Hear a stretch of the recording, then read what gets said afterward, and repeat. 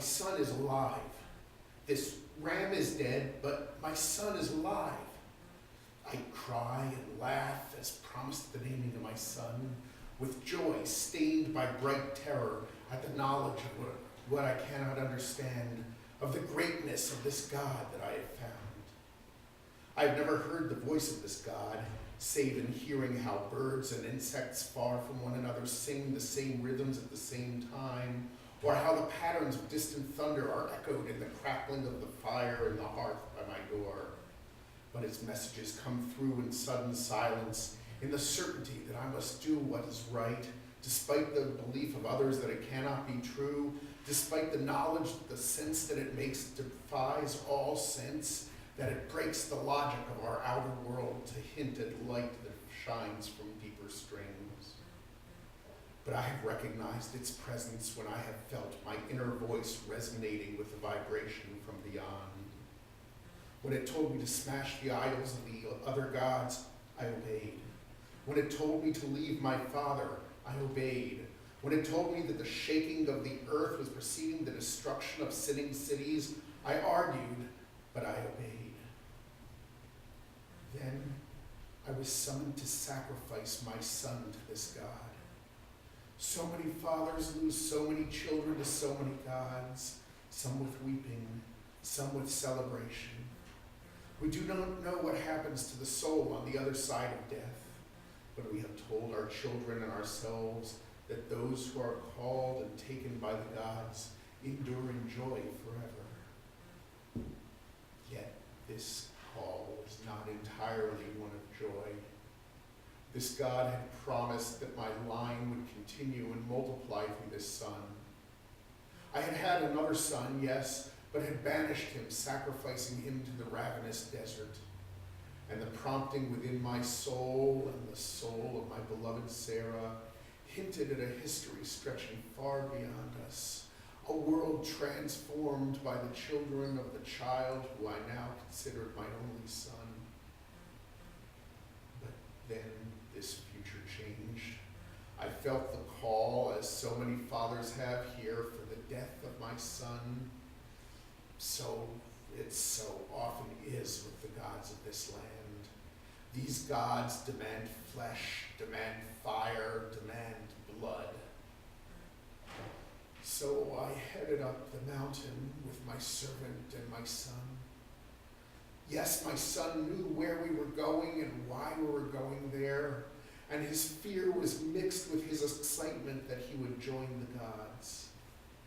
When we arrived at the top of the mountain, he helped me clear the flat place where I would lay him down, helped me gather the branches that would form his pyre, helped me start the small fire off to one side from which the pyre would be lit after he was slain.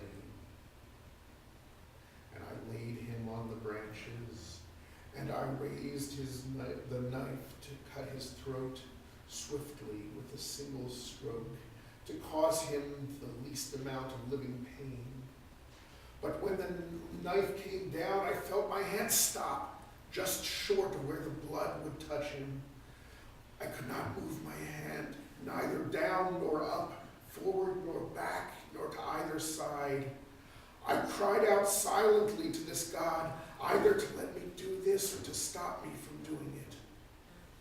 Suddenly, to my right, I heard a rushing and a galloping, and I saw a mighty ram, heads down, horns forward, charging at us, as if challenging our presence on his land. And we were suddenly afraid, more afraid of this ram than we were of this God. But just before he would have reached us, he stopped short, stumbling and howling, his horns trapped in a low thicket that we had not noticed before. Still frozen in place, I looked into the eyes of the ram, then into my own eyes of my son, then into my own heart, and listened for the promptings of this God.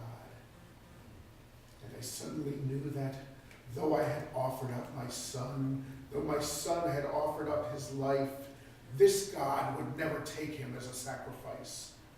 The offer had not been haughtily refused, but was lovingly declined.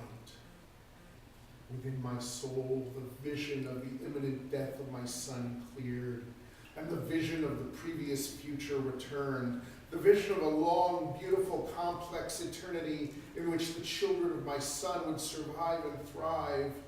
And I knew that this was a different God, one who would not demand the deaths of his people as random sacrifice, a greater God than all the others, a God whom all the others would someday serve. Abruptly unfrozen, my hand and my knife continued in their previous arc towards my son, but at the last possible moment they shifted by the tiniest fraction of an angle, missed his offered throat. The knife swung high in the air as if my hand were moving by an energy other than my own, pulling me off my knees and onto my feet, spinning me around and plunging back down to swiftly, cleanly slit the throat of the ram.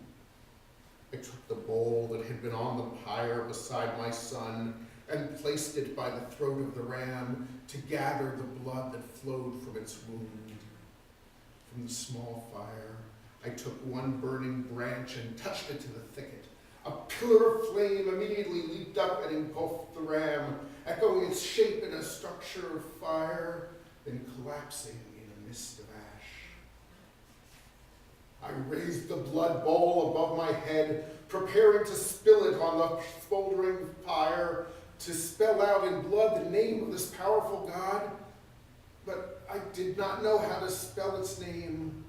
Pouring the blood out onto a single point, in a single stream, I cried out, "This sacrifice is for the glory of..."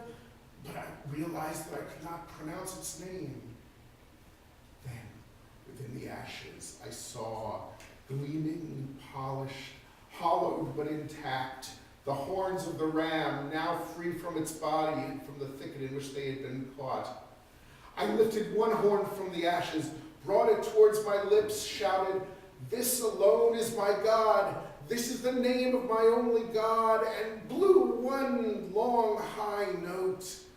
The sound flowed from the horn, embracing and engulfing all other sound, cascading from this mountain and resounding from the surrounding peaks. Now, in the moment of quiet here, between the returning whispers of breezes, insects, birds, and other life, I can hear it still. I sit still here now as night falls, lit by the embers of the small fire that we began so many hours ago. My son sits next to me, baffled, terrified, muted, but alive. I embrace him as he shivers, as we wait for our servant to dismantle the pyre. Instead of death, the burning of its branches bring us living warmth. And I feel the presence of this living God, and feel the certainty that in its presence I will never be alone. I sense the whispers of its name written in the wisps of smoke that emerge from the small fire, tracing paths of gentle chaos against the fading colors of the sunset, yet always rising steadily upward. In the scent, the acrid taste of the ashes of the ram as they mingle with the stillness of the air. In the echoes of the horn, still hovering at the edge of silence. And, most fully, in the embrace of my son, of the love between a father and son that no human nor God can destroy.